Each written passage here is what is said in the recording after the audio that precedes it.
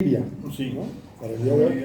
Y de Bolivia nos va a ayudar a su exposición ahora Walter, después de la lectura del documento de Darío Salinas.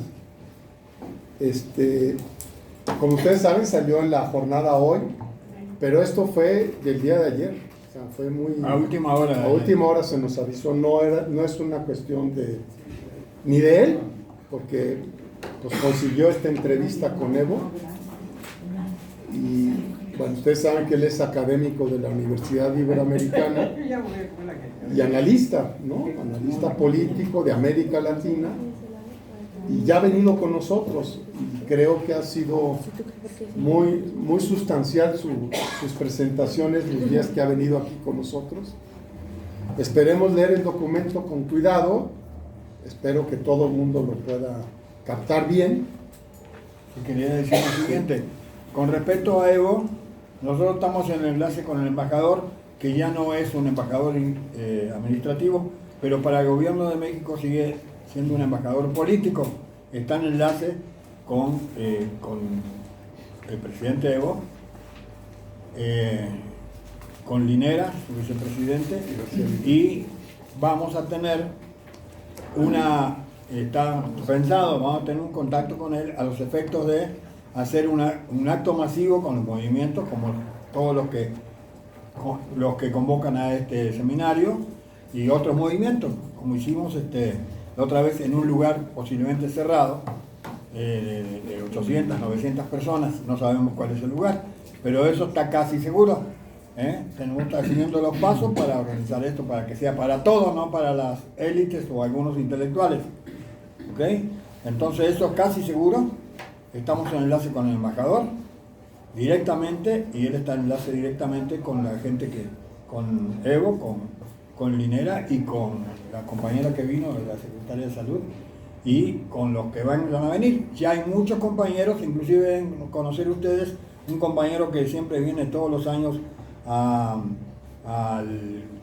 seminario del PT, que se llama Hugo Moldis, que él pertenece al Partido Comunista de Bolivia y parece que está asilado en una de las embajadas, a lo mejor la de México, no sabemos. Hay mucha incertidumbre porque inclusive no conviene decir dónde están, porque estos tipos, bueno, después me va a tocar la parte mía de Bolivia, les digo cómo está la situación, lo más reciente, y hay muchas noticias que son falsas, optimistas, pero eso hay que tenerlo en cuenta y después lo vamos a ver adelante. Ok, pues vamos a empezar a dar lectura, vamos a leerlo entre Mari Carmen y yo. Si hay alguna... No, espero que no. Nos vamos directo. Dice: el despertar político en Chile y el golpe de Estado en Bolivia. Darío Salinas Figueredo. Un saludo fraterno a este valioso espacio que nuclea a compañeras y compañeros que desde hace mucho tiempo han dado muestras de lealtad y compromiso alrededor de los objetivos del movimiento de solidaridad Nuestra América. Acepté muy honrado la invitación de estar en esta sesión dedicada a Chile y Bolivia. Tal como lo hemos hecho siempre, me hubiera gustado igualmente hacerlo esta vez de manera presencial, pero me he visto obligado a comunicarme solo por medio de este saludo debido a un compromiso tardío desde la red, que no me ha sido posible modificar, lo cual me obligó a conversar con el compañero Walter Martínez, a quien le solicité me diera la posibilidad de compartir con ustedes y de esta manera algunas reflexiones sobre la actual coyuntura de nuestra región. 1. Chile y Bolivia ocupan en esta hora latinoamericana un lugar de enorme centralidad política.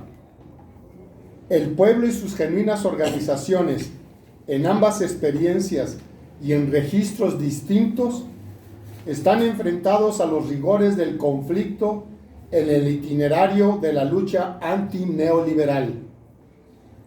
El pueblo de Salvador Allende, movilizado y en abierta rebeldía, exige un cambio de fondo, que remueva las arcaicas estructuras institucionales heredadas del pinochetismo y que abra cauces efectivos hacia una democratización real de la sociedad. Bolivia, a su turno, vive horas aciagas, como consecuencia de un golpe de Estado tramado arteramente por la derecha y el imperialismo, con el concurso de la OEA. Aquí, sus organizaciones sociales y políticas, Parlamento Democrático incluido, resisten los embates represivos cargados de odio en su crudeza racista y clasista.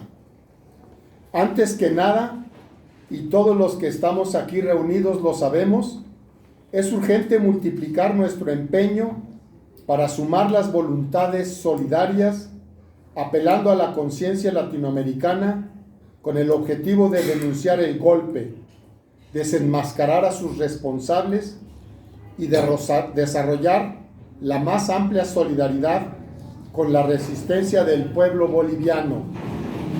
Este no es un golpe sangriento, todo ello en un contexto de gran complejidad regional y hemisférica, con procesos contradictorios y donde el mapa político y geopolítico se encuentra en permanente reacomodo, con un balanceo vertiginoso en las relaciones de fuerza. Chile ha retomado la iniciativa de impulsar la lucha desde abajo, desde la movilización social y popular.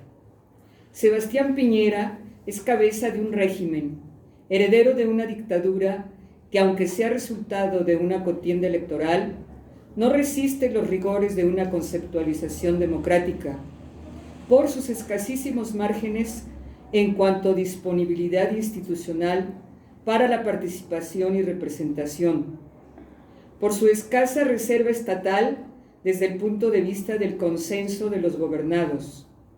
Producto de la lucha en las circunstancias actuales, el gobierno dispone apenas de un 9.6% de aceptación ciudadana. Sus invocaciones ideológicas al inicio de las protestas carecieron siempre de toda consistencia. No pudo nunca ocultar sus titubeos ante las protestas. Al inicio de la protesta, alude a un control de la situación que ni siquiera para sus partidarios resultaba verosímil. Antes del tercer día, llegó a afirmar que el país, entre comillas, se encontraba en guerra, diagnóstico político que lo lleva a decretar el estado de emergencia y luego el toque de queda. A falta de argumentos, entre sus invocaciones no ha encontrado mejor referencia justificadora del estado de excepción al señalar una extraña alusión al castromadurismo como incitador del movimiento. En Chile, producto de una acumulación de demandas, se ha puesto un movimiento de mucha fuerza social. No está claro si la articulación política le dará la capacidad suficiente para transformar fuerza en una correlación en favor de movilizar una plataforma de transformación. El movimiento social se enfrenta a una desprestigiada institucionalidad parlamentaria y a un anacrónico sistema de partido. Hay un sustrato que no se puede desmerecer a la hora de entender lo que está pasando en Chile. Según un estudio de la Fundación Sol, más de la mitad de los trabajadores asalariados no puede sacar a una familia promedio de la pobreza. Y la distribución del ingreso, dice un estudio del Banco Mundial, sitúa a Chile como uno de los 8 países más desiguales del mundo. Para la CEPAL, el 1% más rico de Chile se apropia del 26.5% del ingreso nacional, mientras que el 50% de los hogares más pobres solo accede al 2.1% del ingreso nacional. La deuda que registran las familias equivale al 70% del Producto Interno Bruto. 4 familias detentan una riqueza equivalente al 25% del Producto Interno Bruto. No se requiere de una perspectiva analítica muy sofisticada para concluir que el modelo chileno no es un modelo digno de ser referenciado, ni menos imitado. Lo que sí parece digno de ser referenciado es la capacidad de respuestas que hemos visto desde la ciudadanía que busca hacer valer sus derechos ante gobiernos que no las considera más que como consumidores. Este país es para los opinólogos bien pensantes la feliz culminación de un doble tránsito, de la dictadura a la democracia y de la economía intervencionista, estatista, a una de libre mercado. Lo primero es muy discutible. Ni siquiera desde la sociología electoral sale airosa la democracia chilena. Una señal de alerta temprana de lo que hoy estamos presenciando, el descontento social, ya venía siendo de tal magnitud que más de la mitad de la población, el 53.3% en edad de votar, no acudió a las urnas en la primera vuelta de la elección presidencial de noviembre de 2017. Si bien en la segunda vuelta la abstención se redujo un poco al 51%, en ese estricto marco, Sebastián Piñera fue electo con apenas el 26.4% de los electores. En pocas palabras, solo 1 de cada 4 ciudadanos se sintió representado en aquel entonces por él. Hoy esa cifra debe ser bastante menor y en un clima en donde por doquier el modelo de sociedad heredado de la dictadura se encuentra acosado por las protestas sociales. Lo segundo sí es verdad. En muy pocos países el neoliberalismo ha arrasado con los derechos fundamentales de la persona, como ha ocurrido en la experiencia de Chile.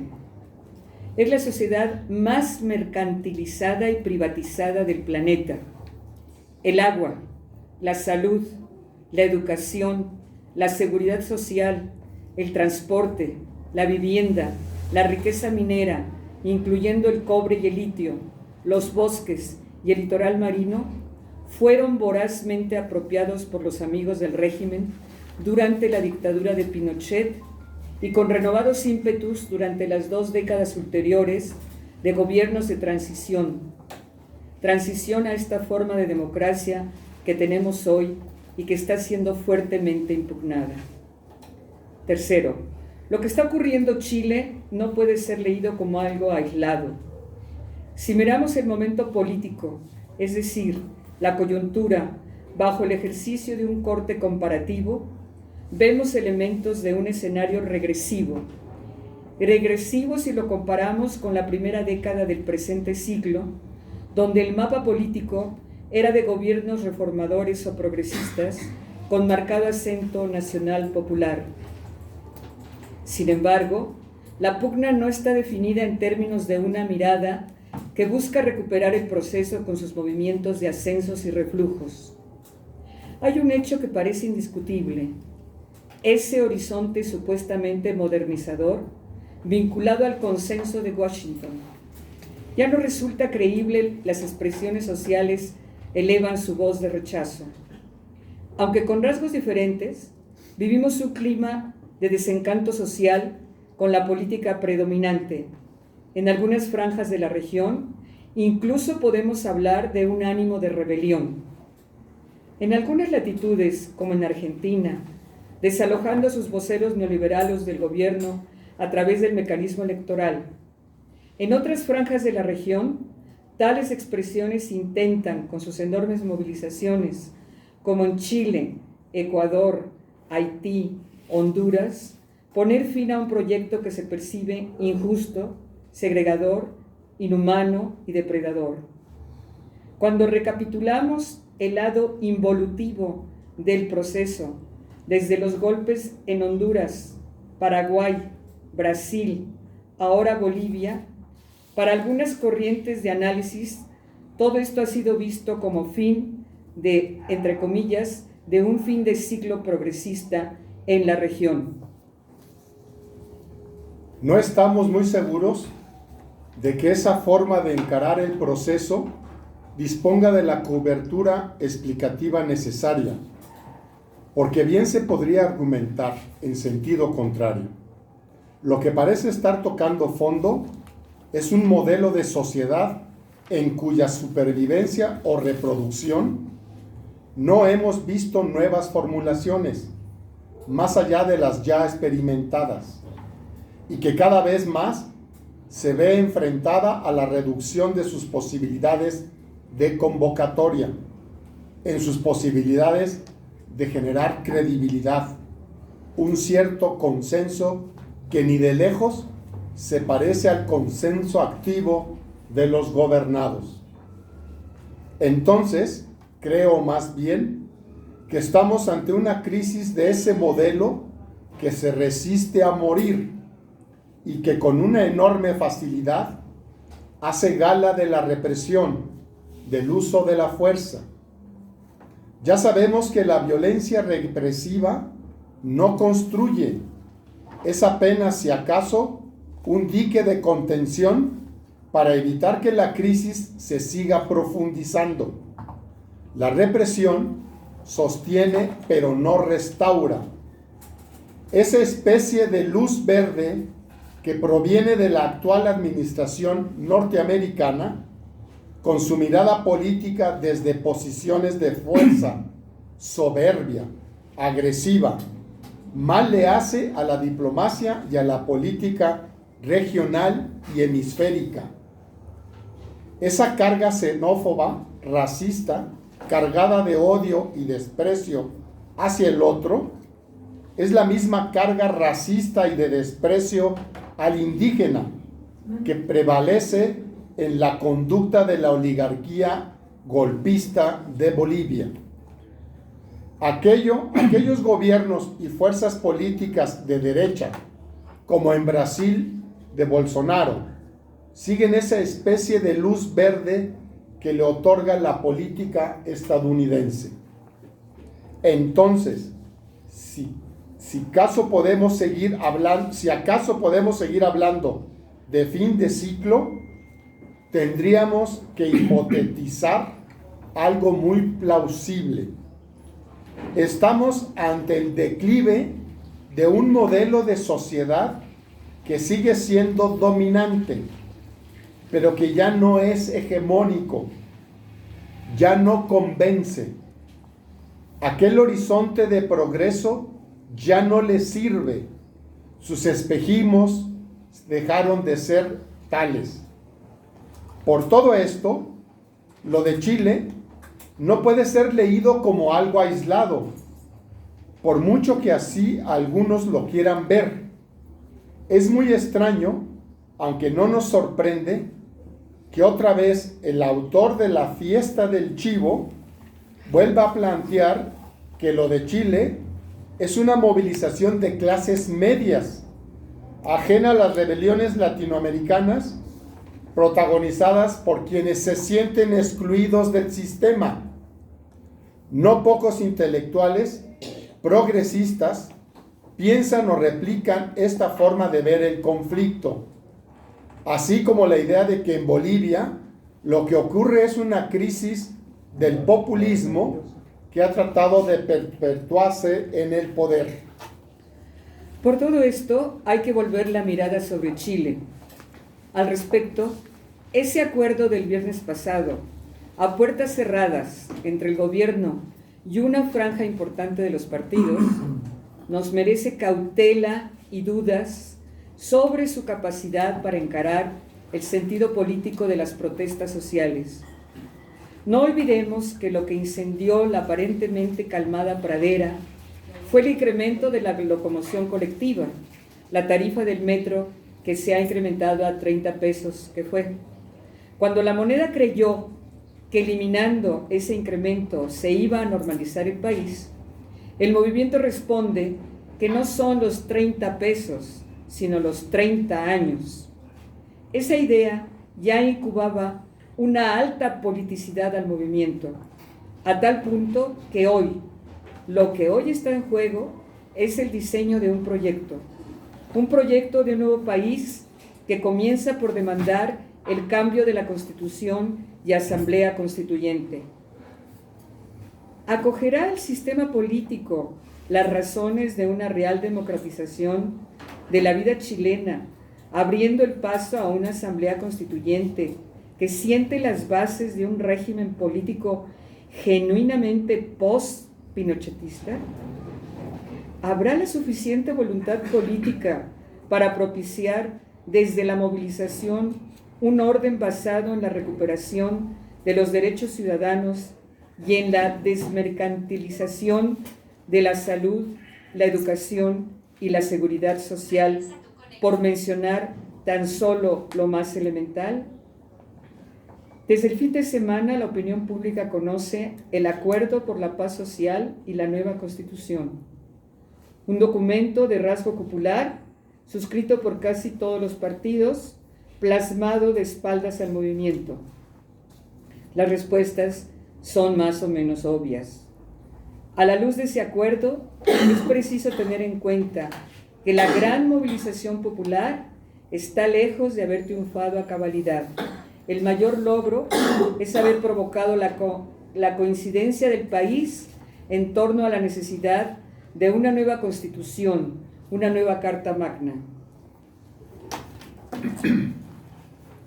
Los reflejos conservadores de una partidocracia que hace décadas usufructúa del poder a su antojo y de un gobierno y una inconstitucionalidad estatal, diseñados para frustrar el protagonismo ciudadano, si bien se vieron superados por la crisis de credibilidad y la movilización popular, fueron capaces, sin embargo, en los últimos días, de agenciar una maniobra bajo el ropaje de una respuesta esencialmente engañosa, que en apariencia recoge el clamor de la gente en favor de una nueva constitución, pero que por la índole de su propuesta procedimental contiene un mecanismo que amenaza con frustrar las heroicas jornadas de estas 4 semanas de lucha y hacer que tanta muerte y dolor y vejaciones puedan haber sido en vano.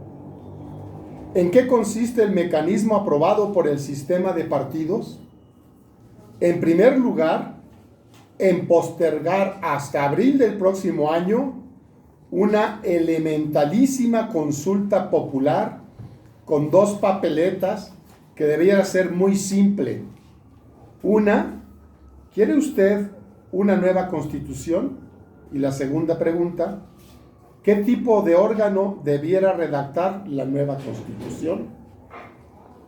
Pero al ingresar al sistema parlamentario y de partidos, el documento borra de un plumazo el concepto de asamblea constituyente y lo reemplaza por la convención mixta constitucional o convención constitucional. La asamblea constituyente siempre fue considerada inaceptable por la clase política chilena. Esta clase política siempre ha visto que desde su política de clase, una asamblea constituyente es una amenaza, porque puede devolver al pueblo su rol soberano para decidir los destinos del país.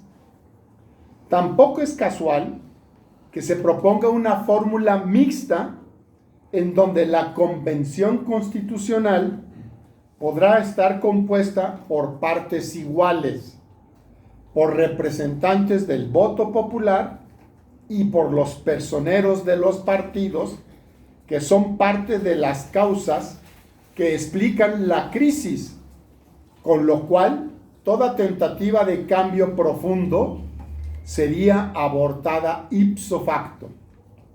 Enseguida, no deja de llamar la atención que para una simple consulta ciudadana deba esperarse nada menos que 5 meses, haciendo posible que en el intertanto el sistema político y de partidos, así como sus aliados, entre ellos esa trituradora de conciencias que son los medios hegemónicos de información en Chile, como el Mercurio, un verdadero dispositivo ya marcha, pueda articular toda clase de situaciones y argumentaciones tendientes a burlar la voluntad popular expresa en estas movilizaciones. Esto es lo que está en marcha, aunque los objetivos políticos siguen su curso.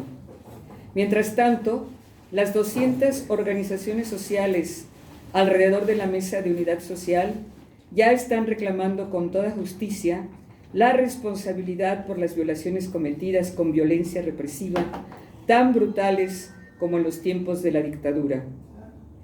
Los partidos y el gobierno, a los ojos del movimiento social, no supieron escuchar nuevamente la voz del pueblo, el clamor de la sociedad. Es preciso reconocer, no obstante, que hubo unos pocos partidos o líneas dentro de las fuerzas de izquierda, una parte del Frente Amplio, fracciones del Partido Socialista y el Partido Comunista, que se oponen a este acuerdo popular y que por eso mismo gozan de respeto social que las otras tiendas políticas no tienen. La Mesa de Unidad Social denuncia el quórum elevado que perpetúa el veto de las minorías, la discriminación de menores de 18 años, protagonistas notables de las luchas, así como el hecho de que no se contemple mecanismo alguno de participación plurinacional y de paridad de género. Por todo ello, las organizaciones sociales establecen que los mecanismos acordados son, en definitiva, funcionales a los partidos políticos que han sido responsables en gran medida de la actual crisis político y social que envuelve a Chile. Un elemento común, entre otros, para el análisis de Chile y de Bolivia, tiene que ver con el papel de la OEA, nuevamente su execrable doble rasero. En Bolivia, protagonizó la primera ruptura de la institucionalidad con su dictamen exigiendo una segunda vuelta, luego nuevas elecciones, sin ningún dato de referencia sobre su acusación de fraude. En Chile no hay el menor atisbo de preocupación ante la brutal represión ejercida por las fuerzas policíacas. Como sea, en ambas situaciones no hay una salida fácil. La salida cupular propuesta por el gobierno y la partidocracia en Chile no convence. Al movimiento popular no se le puede impedir su legítima demanda, que se ha convertido en la demanda de Chile, una nueva Carta Magna y Asamblea Constituyente. El golpe es el golpe y se ha impuesto. El golpismo en Bolivia buscará su cuota de legitimidad. Tendrá el apoyo de sus principales promotores, de los que articularon la estrategia y para esa política que viene del norte. Bolivia tiene importancia económica y geopolítica. Además, tendrán que provocar el indispensable efecto de demostración en una franja regional en la que su accionar ha cosechado mucho desprestigio. La derecha fascistizada no puede seguir reprimiendo por mucho tiempo sin construir una base mínima. La autoproclamación de la mandataria debilita ese empeño. Tiene la fuerza, pero carecen de la razón ante los ojos del mundo.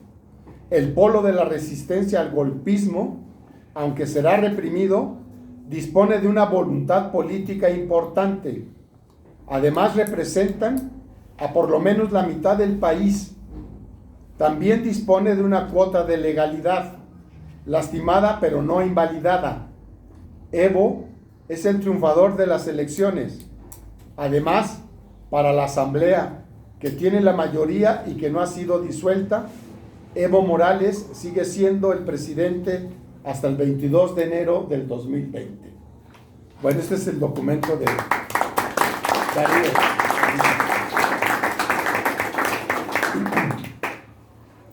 Pues Bueno, pasamos al otro la parte de Bolivia. Él dijo algunas cosas de Bolivia, Sí. yo voy a decir más. Estamos totalmente informados porque estamos directamente conversando todos los días con el embajador político ahora, reconocido por el gobierno de México. Entonces, algunos detalles ustedes los harán por la prensa, voy a trasladar un resumen y después hacemos preguntas.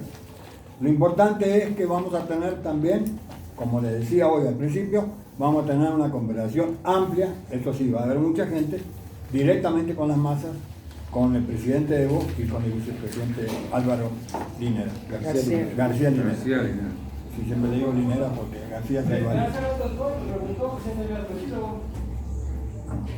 Bueno, compañeros, nos acordamos cuando Chile, el golpe de Allende fue tremendo, brutal, totalmente reconocido que fue el imperialismo yanqui, no podía permitir la nacionalización del cobre, no podía permitir la distribución de los ingresos y la oligarquía chilena, junto con las Fuerzas Armadas, que este es un factor importantísimo de las Fuerzas Armadas. Siempre viene diciendo, si no hay una transformación de las Fuerzas Armadas, siempre va a estar en peligro una democracia. Pese a los esfuerzos que hizo Evo Morales, creando una escuela antiimperialista, militar antiimperialista, a los efectos de formar cuadros, no fue suficiente eso. El dinero, igual que con Chile, pudo con los desleales y mercenarios mandos de las Fuerzas Armadas. Ya había un antecedente en el golpe de Estado de 2008 en Bolivia, cuando se rebelaron una parte de la policía. No hubo tiempo, seguro, el comandante Chávez tenía una experiencia. Ahí estuve, como yo nací, siendo 17 años, estaba en la Fuerza Aérea. Ya estaba volando y no podía manejar carros. Es increíble, pero ahí estaba yo de chiquito.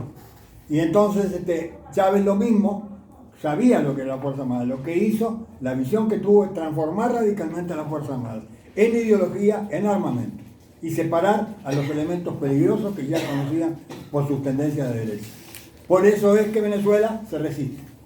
Si se hubiera quebrado las Fuerzas Armadas, hubiera habido un baño de sangre, porque hay milicias, pero igual un baño de sangre. Y también no hay que olvidar la conciencia del pueblo bolivariano. Eso es increíblemente, bueno, es verdaderamente cierto. Bueno, hay una serie de factores, no son un factor solo que lleva un golpe de Estado, una serie de factores. Y de acuerdo a las condiciones se van dando los golpes de Estado. Inclusive el intento de 2008 de la misma oligarquía de Santa Cruz, pero lo que pasa es que ahí la correlación de fuerzas de América Latina era diferente. Hasta la misma Bachelet, que era la presidenta de la UNASUR, llamó a parar el golpe. La misma Bachelet, que es una persona totalmente cuestionada ahora, y se dieron las condiciones para parar ese golpe en 2008. Luego, en 2009, el golpe contra Zelaya en Honduras, un golpe parlamentario, salió. En 2010, un intento de golpe contra el presidente Correa, que también fue frustrado. Y en 2015, el golpe en Brasil, contra la presidenta Dilma, por un consenso así parlamentario que llamamos golpe blando. Bueno, en este caso fue un golpe que querían hacerlo blando, pero se convirtió en una violencia tremenda. En los 13 años que dice la derecha que hay dictadura, prácticamente no hubo una sola muerte, no hubo una sola represión. Y mismo, antes que renunciara Evo, no hubo ningún muerto. En una semana ya llevan más de 30 muertos, 300 heridos y varios detenidos y la gente asilada. En una semana, lo que en 13 años no hizo Evo. Lo único que hizo Evo es tener el crecimiento más grande de toda América Latina. Más que en Chile, que se jactaban desde el punto de vista macroeconómico. Del modelo. Se jactaban ahí, como lo dice ahí la digo. fue el país que tuvo un promedio 4.5 de crecimiento por año. Terminó con el analfabetismo. Nacionalizó a las principales empresas que se las llevaban las transnacionales, como la del gas, como el agua que la querían privatizar. Varios sectores de la minería, pero lo más importante que ahora está saliendo a la luz es que Venezuela, como lo decía nuestro recordadísimo embajador Jorge Mancilla, tiene 2000 años de reserva de litio, y el litio se ha convertido en una cosa fundamental para progresos tecnológicos. Bolivia. ¿Qué dijo? Dijiste Venezuela porque estás emocionado es por que Venezuela. Está emocionado. Estoy emocionado, para mí son hermanos, somos de esos países. Bueno, dije Bolivia, Venezuela. Bueno, el litio es importantísimo, está para las baterías. En Bolivia crearon y estaban produciendo un automóvil, digamos, con el litio que es eléctrico sin contaminación. Bueno, lo que quieren estos sectores es regresar a las transnacionales, que se vieron muy molestos desde siempre, que esa fuera para los ingresos, fundamentalmente para el pueblo. La distribución de la riqueza en Bolivia tiene números verdaderamente positivos. Otra cosa más importante, compañeros, que tenemos que estar luchando, porque tenemos un racista allá en el norte. El compañero decía que su mamá no podía entrar, el compañero Evo, su mamá no podía pisar la plaza. La gente tenía que caminar, no por las banquetas, ahí, como caminan las bicicletas, porque no, eran de segunda categoría, tercera o cuarta. Sí. Así era, ¿verdad? Bajar la cabeza. En San Cristóbal igual. Sí, así. Él le dio dignidad al pueblo indígena, al pueblo que nos honra por ser latinoamericanos, que tenemos que tener orgullo de serlo. La otra vez me decía, me estoy volviendo racista, ya ni las güeras me gustan. La verdad que me están impulsando a hacerlo. Porque Sí te gusta. Ahora te sí gustan me los gusta, Me güeros. gustan todas. pero un Ahora le poquito me gustan da los cosa. güeros. Me da cosa. Antes te gustaban más. Bueno, entonces compañeros, quiere decir, No revuelvas. estos tipos que quieren Pobre Evo. volver, acá como lo dicen, mira, lo dice, acá García Linera dice, el odio al indio. Esto salió en la jornada hace unos días, ¿o cuándo salió? Sí, domingo. El domingo. Hoy sale también. Esto es importantísimo. Los mestizos y los criollos, como quieren llamarle, tienen un odio al mismo indio. Yo lo veo en México, que algunos mestizos, no, ese es indio. Acá está en México, se da Sí, así. muy racistas. ¿Estamos de acuerdo? Claro. Es una cosa de falta de conciencia. Y lo peor de todo, que mencionan a Dios, a Dios. Yo te digo, yo conozco, el que conocí yo fue Jesucristo, y fue uno de los primeros revolucionarios, que después no tiene nada que ver con los evangélicos, porque estos están sacando la Biblia y con el otro lado la ametralladora matando. La Pachamama. ¿Y cómo puede ser que una religión, verdadera religión, que acá debe haber muchos creyentes, puedan decir que por el color sea inferior o superior al otro? Eso es lo que está en juego en Bolivia. Eso es lo que está en juego en Bolivia, compañeros. Ponen a Dios y la Biblia, y dice, con la Biblia adelante, dice esta Mequetrefe, que tiene un partido del 5% de los votos, que no respetó a la mayoría del MAS, que tiene 2/3, y ella se nombra presidente. Y peor, compañeros, ¿sabes qué? Dice, me da vergüenza a los mexicanos. Me da vergüenza a los mexicanos. Nunca tuve tanto orgullo de este gobierno que lo que está haciendo con Evo Morales, compañeros. Aparte todo lo nacional y la paradeces que dice el peje, todo eso. Pero ¿sabe qué? Es una posición digna que debemos todos nosotros apoyar. ¿Sabe lo que es traer un avión con un jefe de la Fuerza Aérea? Todas las peripecias que tuvo que pasar arriesgando la vida, no lo dejaban aterrizar. En un momento se tenía que quedar sin combustible en el aire.